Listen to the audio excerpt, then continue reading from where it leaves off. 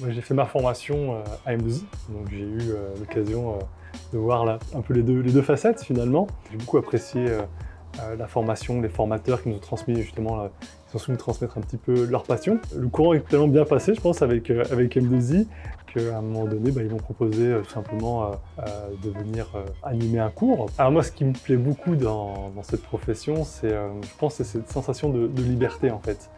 Et du coup, ça nous donne vraiment un panel de possibilités qui est assez impressionnant. On peut travailler, encore une fois, pour une agence de communication comme je le fais, on peut faire de la formation, on peut travailler sur des projets dev, on peut aider des entreprises à résoudre des problèmes. Et du coup, ça nous donne vraiment des possibilités tellement variées finalement. On a tendance à être persuadé d'avoir des acquis. Et justement, le fait d'avoir fait cette formation, je me suis rendu compte qu'il y avait des choses dont j'étais certain, qui n'étaient pas spécialement vraies, des manières de faire, des manières de développer.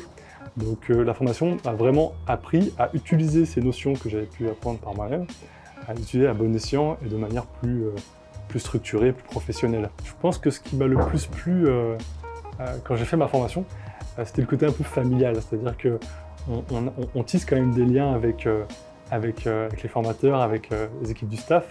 On garde des contacts même après la formation.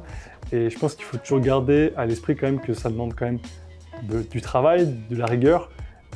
Et que si on n'a pas cette notion en arrivant à la formation, qu'on pense que ça va être juste suivre des cours un peu d'un manière un peu passif, on peut vite se retrouver en très peu de temps un peu débordé. Donc il y a cette notion vraiment à garder vraiment à l'esprit, je pense, dès le début.